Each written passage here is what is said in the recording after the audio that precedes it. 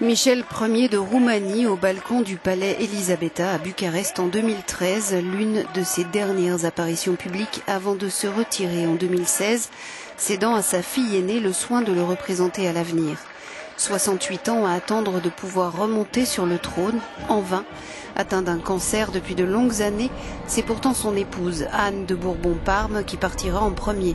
Celle qui a partagé sa vie, ses déboires et espoirs, aura eu droit à des funérailles royales dans ce pays où les nostalgiques de la monarchie sont encore nombreux.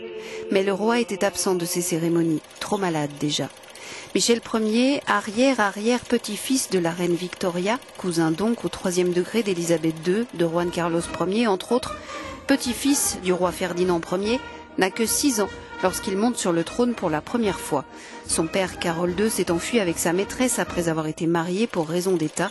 Il reviendra 3 ans plus tard. En 1940, le gouvernement pro-nazi de Ion Antonescu est au pouvoir. Carol, considéré anti-allemand, est forcé d'abdiquer. Michel remonte sur le trône, il a 18 ans. Mais son pouvoir est fantoche, soumis au régime d'Antonescu. C'est alors dans l'ombre qu'il soutient la résistance. En 1944, il monte un coup d'État contre le maréchal, déclare la guerre à l'Allemagne nazie et bascule le pays du côté des Alliés. Il pensait ainsi se préserver d'une invasion soviétique, mais ignorait alors qu'Américains et Soviétiques s'étaient entendus en secret.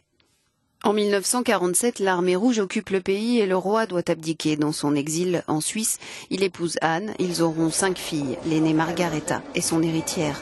La chute du communisme ne changera rien à la couronne roumaine. Les gouvernements post-communistes craignent aussi une restauration de la monarchie.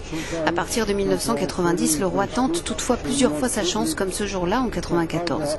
Refoulé après l'atterrissage, son message « Je suis là pour offrir » l'occasion aux autorités roumaines de répondre à cette question, réconciliation ou pas, n'est pas entendu. Il lui faudra attendre 3 ans encore pour se voir restituer son passeport roumain, puis plus tard ses propriétés. Depuis, le roi partageait sa vie entre Bucarest et la Suisse. Étrange destin et fin de règne dans le faste de ses palais, mais loin, très loin du pouvoir. Élu personnalité publique préférée des Roumains en 2012, il n'était pourtant qu'un tiers à peine à souhaiter un rétablissement de la monarchie.